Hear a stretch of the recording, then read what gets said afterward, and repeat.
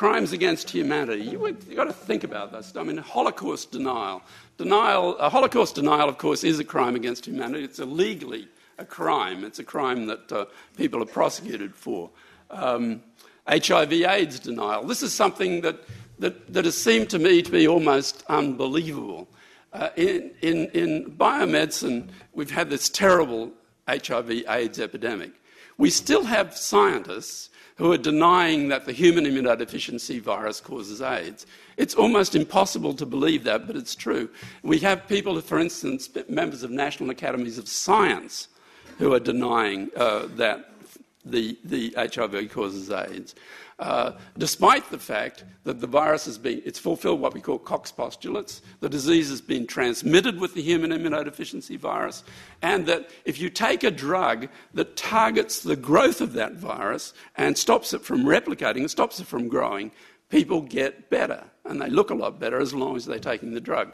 So the case that the HIV causes AIDS is 99.9%. It's 100%, in fact. Yet still, there is denial. Now, why is this important? Why do we care about it? Well, these guys, for instance, for a number of years, had the ear of the President of South Africa, Mbeki.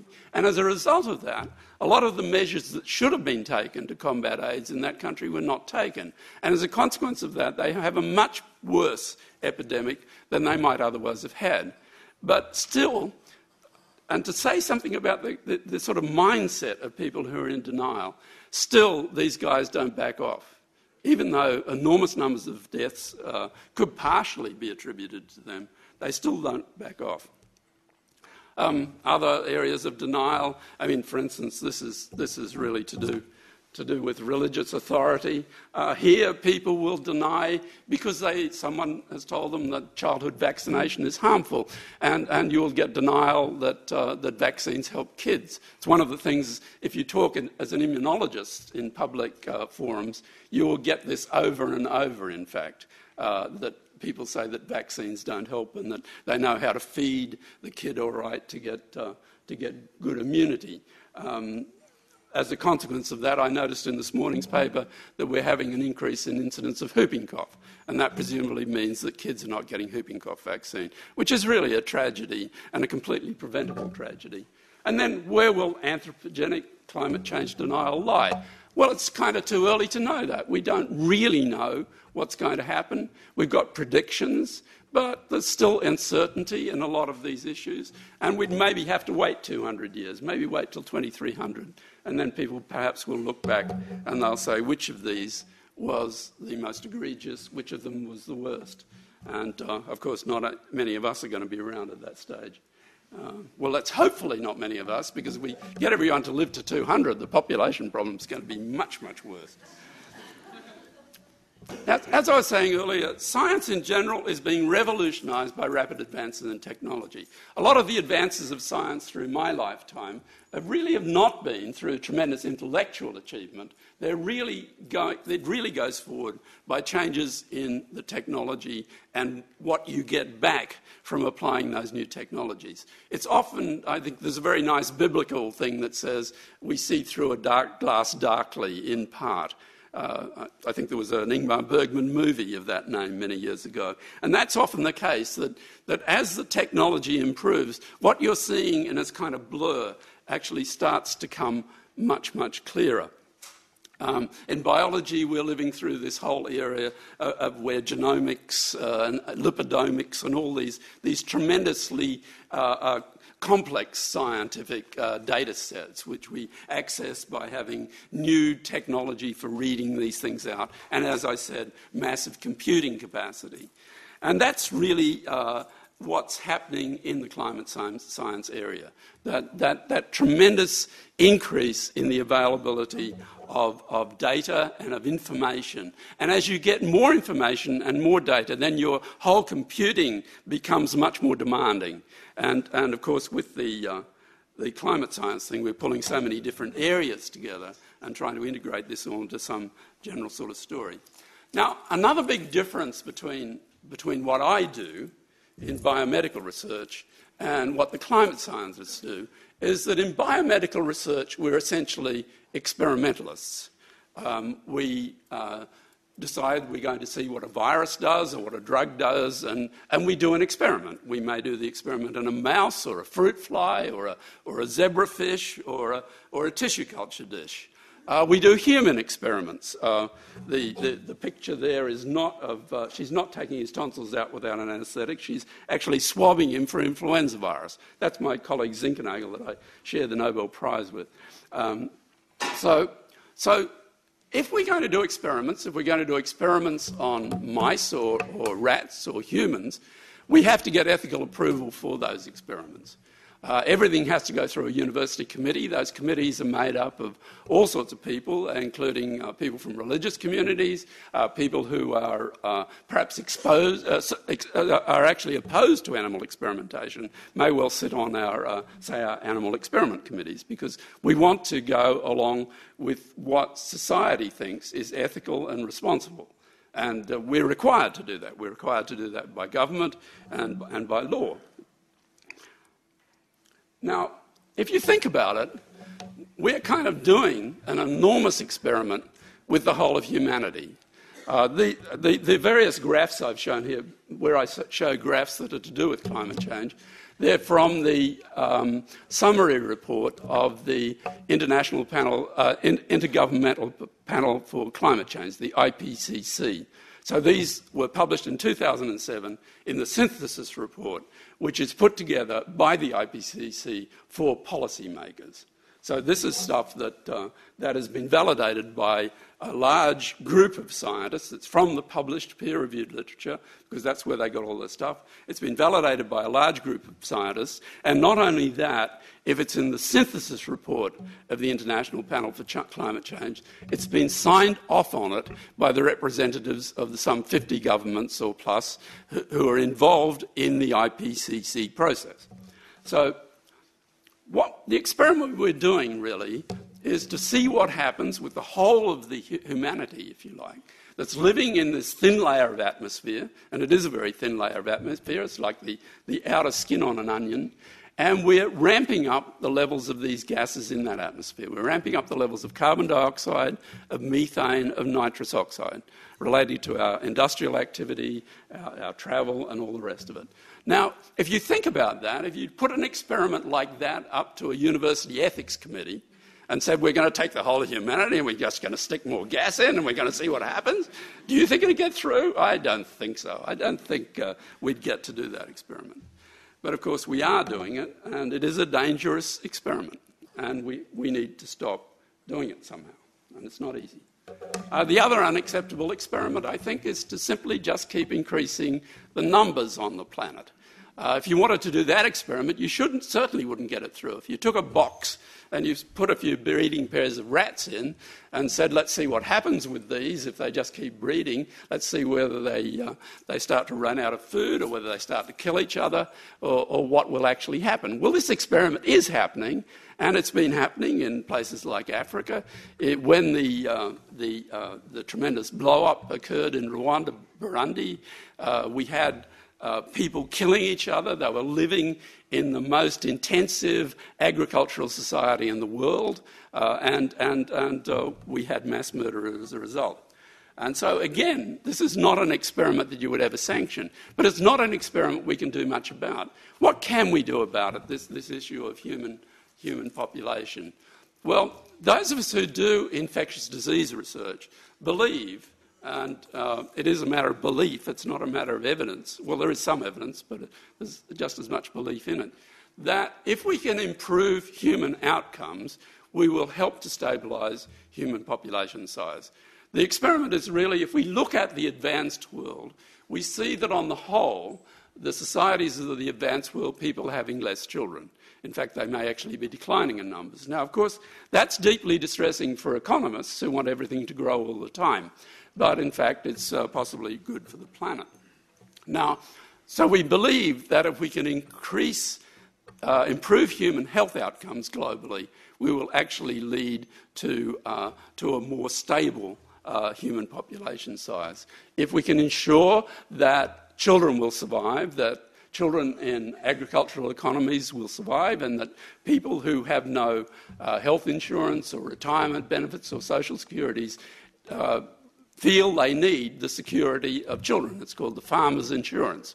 If we can ensure that those children will survive, perhaps family sizes will be reduced. We can do some things to help that. Under Conservative administrations over the last few years, we've seen money withdrawn from global women's health programs. This is because of sensitivities about issues like abortion. We really need to fund those programs properly. Women's health is probably the key issue when it comes to stabilising human population size and improving basic health. Now, you might think that the AIDS epidemic has eroded considerably that population growth. It has had some effect, but still populations are growing at a pretty significant rate. So we need to turn this around. And of course we can't do it by any more means of coercion. Even if we tried, it wouldn't work, and of course that would be totally unacceptable. And nobody wants a world that doesn't have children in it and that's just got lots of old guys. Yeah, some of us should maybe, I don't think we should all live to be 110, really. This is a third experiment that's pretty unacceptable. I mean, this is really unacceptable aesthetically, apart from anything else. But, we just can't keep concreting over all the arable land. I mean, we have to think of development in some other sort of way. We can't keep taking all the grains in the world and turning them into alcohol to fuel cars. We've already got severe starvation problems in many places in Africa where we have dramatic climate change, drought, and really, as I think you'll hear discussed over the next few days, as climate change goes forward, the manifestations initially, I think, will be in areas like food supply and water supply, not necessarily in flooding, but that may come. The predictions from the IPCC for water level rise over the next century, somewhat less than a metre. We don't know whether that's too conservative. Of course, metres sea level rise would create an enormous problem for islands like Tuvalu. But for the rest of us, it wouldn't be so bad. But, of course, not everything stops at the turn of the century, where you sometimes get the feeling that's the case. Now, climate science is essentially an observational science. It's not an experimental science. I mean, climate scientists don't get off in a lab with a fan and some ice blocks and a thermometer and a few mice and see what happens. That would be totally meaningless. And it's not much point in doing meaningless science.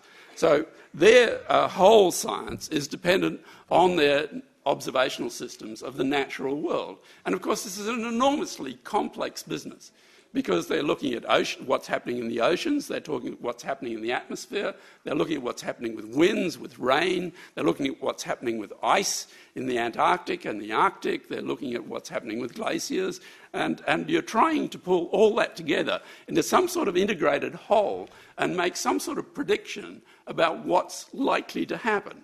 So it's a tremendous enterprise, in fact, and it's quite unlike any enterprise in science that we've ever before attempted. We've had international cooperation in science before.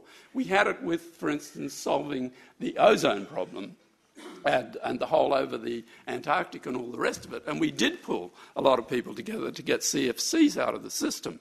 But climate science is infinitely more complex than that, and what we have to do in the climate sense is infinitely more difficult than anything we did there. And I think nobody here, I'm sure, underestimates the difficulty of dealing with this type of issue.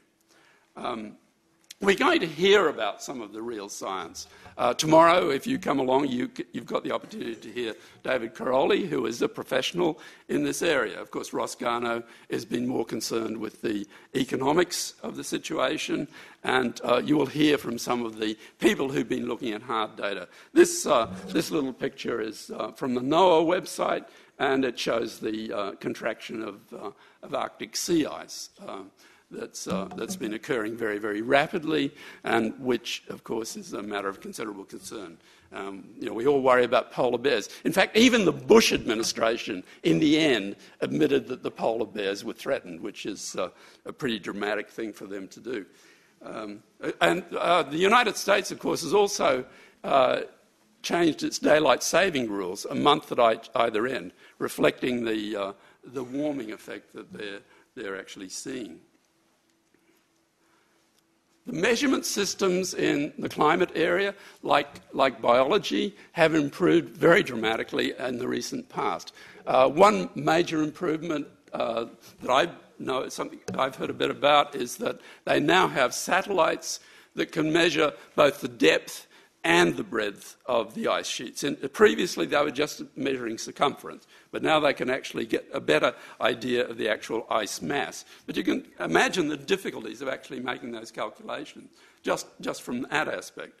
There are networks of floating diver buoys that CSIRO is maintaining in the Indian Ocean, but are being maintained around the oceans of the world, where you can get much better measurements of ocean temperature. And of course, then they can send that data back via satellites. And then, of course, there is the enormous increase in computing power.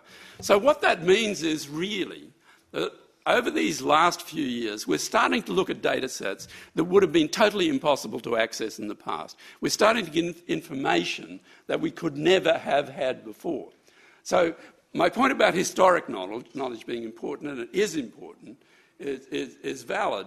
But I think anyone who's basing their conclusions about the world's climate only on historic knowledge and is not engaging with the currently active research community is probably not really cognizant fully of what's going on. Now, by, say, engaging with the community, that doesn't mean you have to agree with everything that's being said, but you have to be taking on board what they're saying, what they're doing, and what it is that seems to be coming out of their data.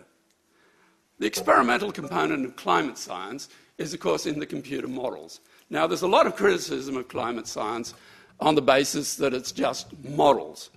Well, there's really no other way that this can be done.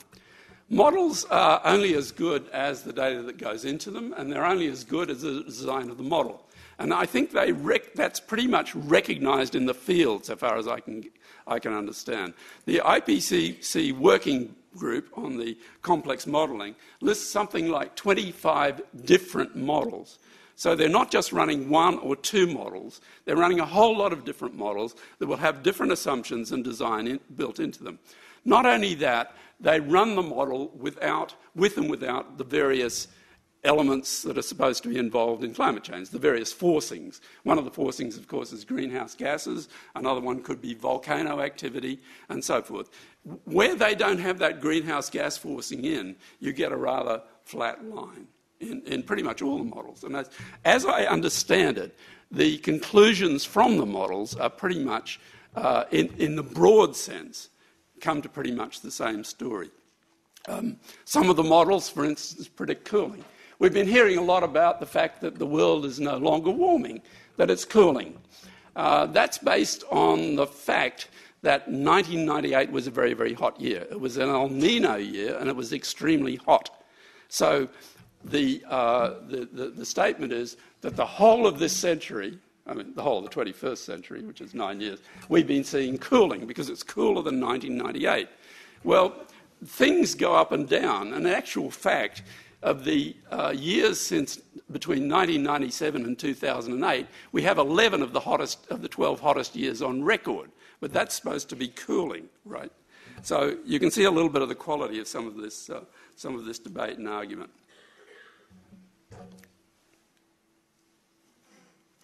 About the International Panel on Climate Change itself, it's a function of the United Nations Environment Programme and of the World Meteorology Organization. And its role is to try to pull together all the published information in the peer-reviewed literature. It doesn't do science, it doesn't generate any science, and as far as I know, it doesn't commission any science. It just pulls together all the published information that you can find, and then to make a synthesis for government. Now, that means, because it's working only from published information that's been peer-reviewed, that it's going to be a little bit behind, because a lot of stuff that people will know about in the field and will be discussing won't yet be published. Nothing comes out immediately it's found. It is, I believe, an extremely legitimate process. It's probably not a perfect process, but how could a process as complex as this be perfect? It errs, I think, on the conservative side.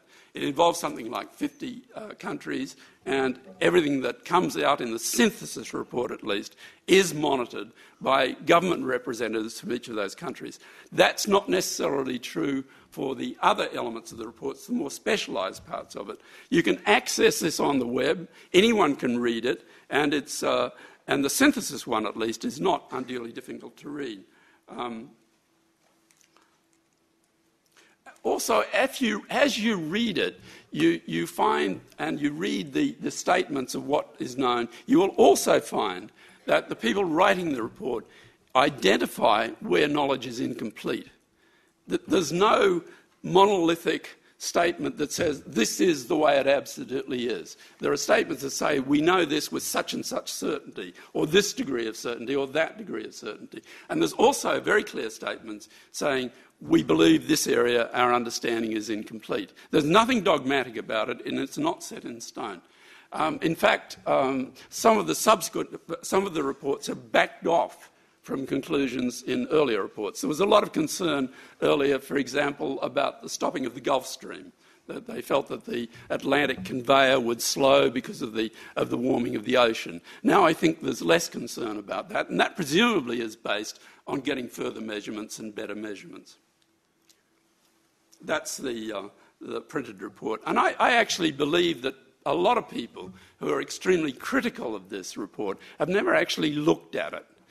Because they paint it as though it's an extreme statement. I think a lot of what happens in this area is that people commit emotionally to one extreme or the other, and then you have a lot of tension between those two, and people overstate their case in both directions. And a lot of the reaction is really against those extremes, rather than what the actual climate people themselves are saying.